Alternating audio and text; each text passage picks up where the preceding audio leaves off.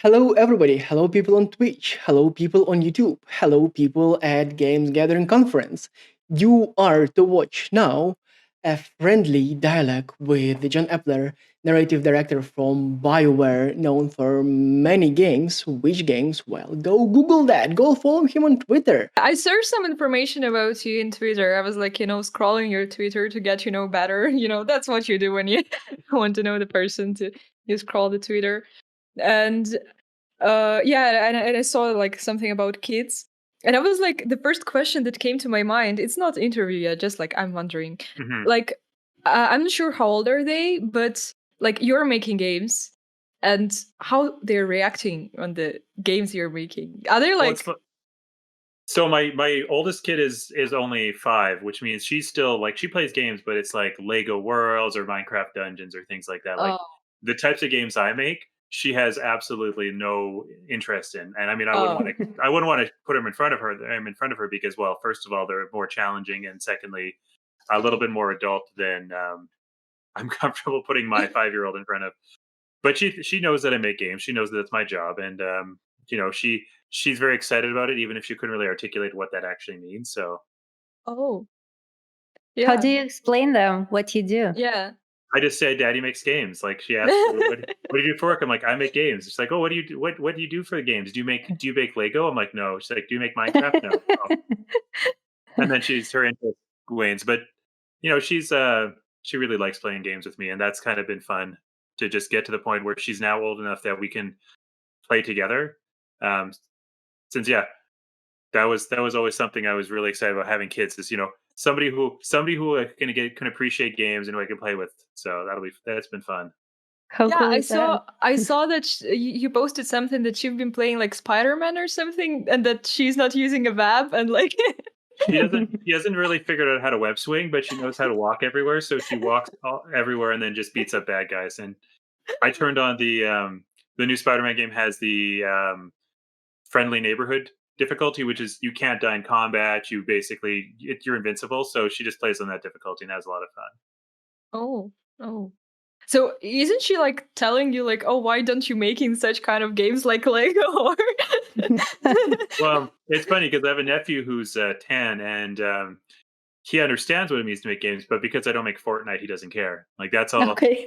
That's all he cares about. It's like, is it Fortnite? No. Okay, well then. I won't. It's quite binary. So you're like working in the bank for him as long as you are not, uh, yeah, Yeah, developing Fortnite. exactly. Yeah. But really, like, is it bank level or is it like slightly better than just the bank?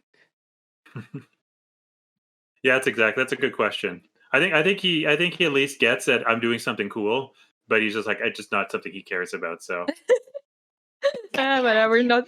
Yeah, I saw the cat. She's like going here and Yeah. there. I was like, oh, so And cute. Yeah. also to reflect a bit on like what do you do when you want to figure out who John is. I mean, yes, like Lera, well, you follow his Twitter, Yeah. but then that's easy. But then there is a page about John on IMDb. That's where older folks like me Me go too. when they want to figure out like about movies and stuff. Then there is a page about John on Dragon Age fandom. Like it's like having a personal page on Wikipedia. Then Actually, I Titan found books. this page, and I like scrolled, and I found the Twitter, and I went there right away. I'm like, Yeah, I this is more searched through interesting. LinkedIn a bit because I know that these folks are never gonna, enter LinkedIn for the information. So I decided maybe something there. Well, LinkedIn's funny because I update LinkedIn like once every 3 years because I'm not currently looking for another job. So it's like it's I update it because I'm like, well, I should probably do it. But then anytime I do it, people are like, oh my god, are you looking to quit? I'm like, no, I just feel like I should have something that's up to date. That's a little bit more recent than 3 years and 2 projects ago. So You also have a page on Crunchbase with quite a high rank, and I mean, internet is full of you. yep, there's a lot of stuff out there, and some of it is interesting. I definitely find that I have I'm fairly visible. Like I'm not any more important than anyone else that works at Bioware, but I'm more visible, and I spend I'm one of those dastardly millennials as opposed to a lot of people I work with who are Gen X. So for me, it's like I grew up with the internet. I was one of the last groups that had no internet when I was a kid, and then immediately became ubiquitous when I was a teenager. So I do social media for a bit, but yeah, like I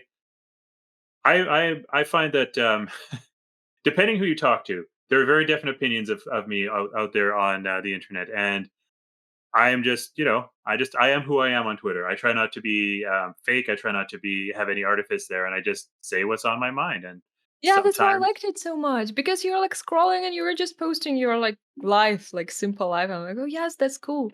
That's something.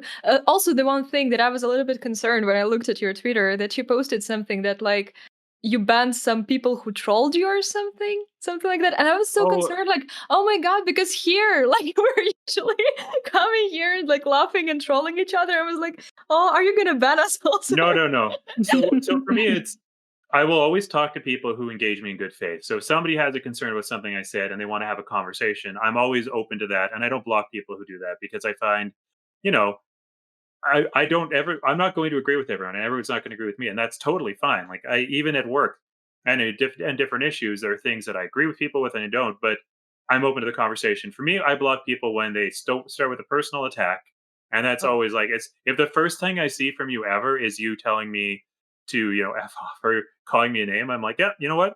It's literally 5 seconds to block you, and I don't have to deal with that anymore. But joking, trolling, things like that, I'm fine with that. I don't mind that type of stuff. Like, and I have good relationships with a lot of people.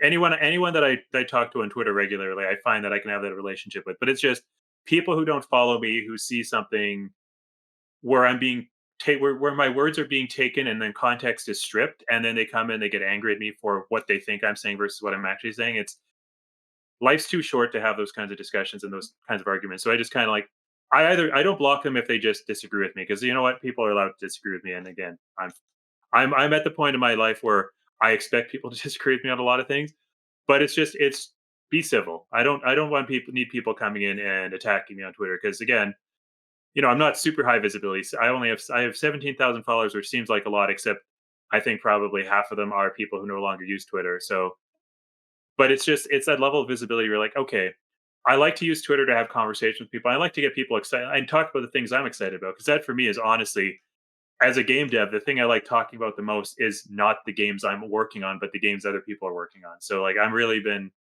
as an example, I've been getting really excited about the new Demon Souls remake. That's what I've been playing right now and mm. stuff, like just being able to share that excitement and talk about the things that I think are really cool. Because to me, that's putting positivity back into the universe. It's saying like because I have people who follow me who've worked on a bunch of different games, and I'm able to say like, oh wow, this game is going to be like, I'm really loving this. I'm really loving what they did there.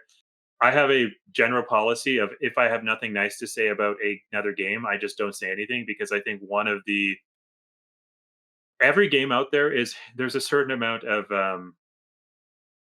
it's blood, sweat, and tears. Any game that gets shipped, I think, is a miracle, and I respect the craft that people put into their games enough that I'm not going to be like, oh, well, this game you made, I hated it for these reasons. Like, if I don't like a game, I just don't talk about it. I'm like, okay, this game didn't work for me. I'm just not going to say anything about it because it's not. Or if I have to feel like I need to say something, I'll find something positive to pull out of it. Like, hey, this game did this thing really, really well, and I think it's something we can all learn from.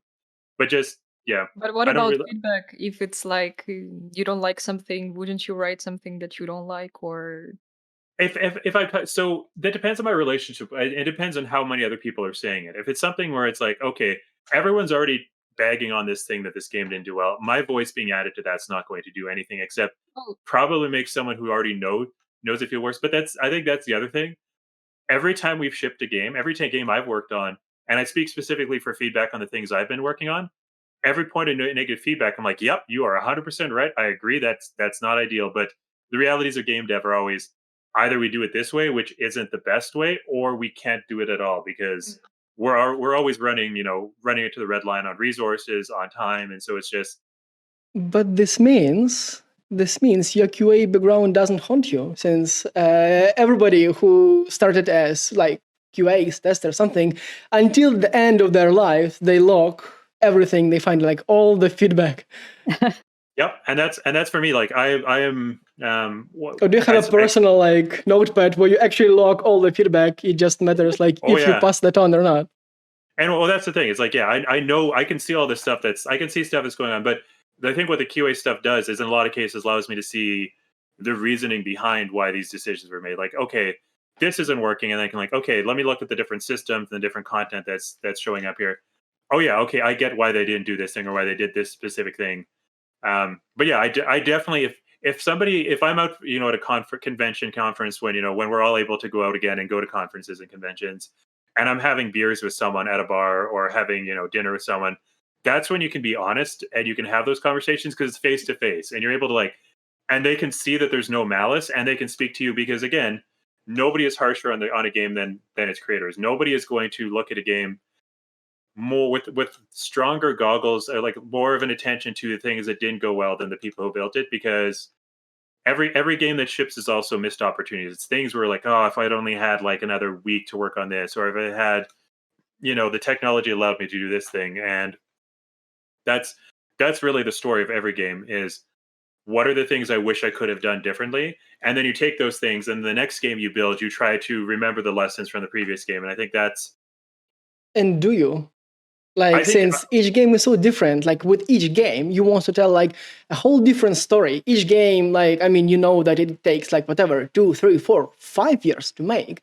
So, can you actually utilize the lessons from the previous game when you're making the next game? absolutely. Because I think a lot of these lessons are actually agnostic of the specific game context. It's being able to identify the things in our case like is being able to identify what our fans really engage for or engage with and what they really want and to some degree we had that balance that when we went from da2 to dai it was a different engine, different story, different development team. A lot of the same people were there but there were definitely new people and one of the things we were able to do is say okay, yes, this is a different engine, this is a different game, but here are some things that we know our fans wanted us to do differently. And even if we're doing a new project, you can take those lessons and you can apply them. So in the case of DAI, one of the things that obviously people pushed back on with DA2 was lack of feeling of space. Like there's a lot of spaces that got reused multiple times and got probably which we didn't contextualize well enough. But DAI we went and we corrected the other way and said okay, now here's a bunch of open spaces because again fans wanted that sense of discoverability. And I think for us now it's interesting watching the reaction to our games but also other games and seeing the shift in the market and understanding okay, what is it people actually want? Because I think the reality is if you ask 10 fans what they want out of a game, they will give you 10 completely different answers. And even if you were able to deliver each of those 10 things exactly as they say they wanted, they'd say well that's not what I wanted. And it's kind of reading the tea leaves and seeing like not only what they're saying but how they're engaging. And I mean that's the thing that I think we're getting better at doing is okay, how are fans actually playing this? How are people who are playing this game actually playing it? Do you Are watch they, them on Twitch, or how oh do yeah, how do you do that? Twitch is one. There's a lot of different methodologies, and I know a lot of newer games have a lot of telemetry hooks where they're like, okay, turns out that everybody who played this game got really lost at this one place, and then you can, if you're a game dev, you can go in and say, okay, well, turns out we need something showing that this is the way forward because it's let's say a 25-minute mission. 10 minutes of that was spent with someone running with like 60% of players running around this one room because they couldn't find the door. And that's stuff you can get from telemetry, from different technological. But yeah, Twitch is another one. Like it's funny. I watch a lot of Twitch, not specifically just for the games that I've worked on, but other games too. And I find like even as a player, it's interesting to see how people play games that I didn't work on because you can see these patterns of behavior that start to emerge and be like, oh, okay. And, not being in any way a psychiatrist or a psychologist, I can't really interpret that in a much more this clearly speaks to patterns of thought that are this, and this. But you can say, okay, well, everybody who plays this is doing X, and X is something it seems like the devs didn't want them to do. So why is that? And you can get into some interesting, interesting findings around that. Is it also how you find, I don't know, new mechanics, new ideas for games, for something? Or like is the break like do you invent things by watching Twitch or watching other games or reading or like doing Oh yeah, something, or is your inspiration somewhere else? absolutely. Like I think games are every game that comes out is usually a conglomeration of mechanics, both from that studio and from other studios. And it really comes down to how do you put your own spin on it? Because nobody wants a game that is exactly the same as well, that's not true. Some people want a game that's exactly the same as another game, but a lot of players want something new, want something a little bit, more unique, more novel. So you see what everyone else is doing, and then what's important though, and I think one of the things that sometimes gets missed is before you do that, you need to have a strong vision for what you want to do. Because if you try to build a game strictly by taking what's popular and what's working, the game's not going to be as good as you want it to be, because you're not really getting. I can't remember who it was, but somebody on Twitter said this. And I think it's 100% true. The best game to make is the game that you want to make, because that is going to be the game that you put the most passion into, you put the most thought into. Even if every mechanic isn't exactly what fans think they want, the fact that you wanted to make that game, the fact that you're passionate about it, is going to show through in your work. And so it ends up being about understanding fan expectations and ideally working on games and franchises that you yourself are interested in. So you don't come in and say, oh, you know what, I really love Call of Duty, but what if Call of Duty was an RTS instead? And suddenly everybody who's used to playing Call of Duty is going to come in and see the next one. And suddenly it's top down. You're issuing it. You're like, what is this? This isn't the game I thought I was signing up for. But if you come in Hello Tactics, like Hello yeah, Game and Hello Tactics, and it's like, why?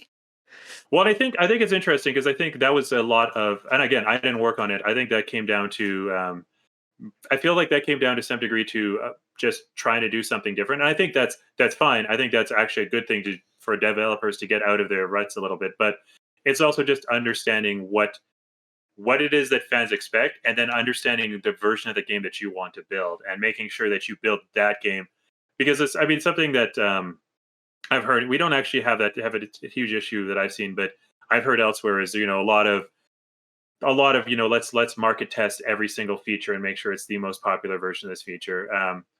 And that's not, you're not going to get something that you feel passionate about building in that world. And I think for me that is the importance. It's just passion gets used a lot, and I know it gets used a lot in recruitments as slang for you will work 80-hour weeks and you will not complain. But I think there is an actual thing to be said about passion for being able to wanting to build something, and wanting to build something that you yourself are excited about and want to, and if you weren't building it, would want to play. Because I will say the other thing is every game that I've built, I can maybe play 5 hours of it afterwards, and that 5 hours is where I hit the mark of, okay, I'm now seeing only the things, I'm seeing every single small bug, even if no one in the fan community would ever notice. I'm like, oh, that character's hand clipped, oh, that shot, oh, that camera went in the wrong place, and I'm like, no, I can't keep doing this to myself. But it looks like developers never have enough resources to make the game that they have imagined. It's like always too many features, and you got to make that feature cut at some point. Well, and I think that's interesting too, though. Is I think there is something to be said about understanding and trying to work within whatever limitations you have, and just being honest with yourself about those. And I think obviously crunch is a big topic in the industry, and it's a thing that's been happening for a while. But I think we all want to make the absolute best game we can, and I think that's where that comes from. To your point about resources, I can't really say much one way or the other how it goes with other studios or even with ourselves. But it's a matter of just, again, knowing what the thing is you want to build with the constraints that you have to build it, and understanding what it is that you're trying to do. And then you watch people in Asia, and Chinese people work like 12 hours a day, 6, 7 days a week. And Yeah. they can come up with games that we in Europe or in Americas can cannot make And because of that. But well, no, not only about this, because the thing is that I saw while I lived in Asia for 2 years, that they're actually making the games that already exist. They're like just copying them, mostly. We're not defending crunch. We're just saying, like, look, we're trying to make we're thinking that game development industry has to be more sustainable and nicer to people. And then in some other cultures it's like, hey, like, crunch is part of that culture and we have to Well, compete in the same market. emotional burnout. I think I would push back a little bit on. I don't think it's specifically a cultural thing, because again, it's endemic to the games industry. I've been in the games industry for 13 years, and everybody I know who's worked in the industry has a story of crunch. It doesn't matter where their studio is located; they have a story. I think it's just people who play games and people who want to build games are very passionate about building something fantastic, and I think the the pushback against, again, the desire to avoid emotional burnout and avoid just general fatigue is there's a reason why the games industry has a average career lifespan of 5 years, and that's North America, I believe Europe as well was included in that, and that's because it's not a cultural thing, unless it's more of a just industry in general where people just there's just it's an understanding of where there needs to be more, understanding of from developers. And I think there's certain degree, just it's about being able to set your own boundaries and understand that if you set those boundaries, you can have those, be firm on those boundaries, and not have to worry about your sacrificing your own personal or mental health for the sake of a project. Because again, at the end of the day, I love working in games, I love my job, I love doing what I do, but the thing I want, and I, in a position that I'm in, I want everyone to be aware of is it is a job. You can do your job, and you should do it well, and you should be it's good to be passionate about it, but your life should not be all about your job. And that's, for me, especially with kids, like that's been for me the biggest revelation. Is I have 2 kids now.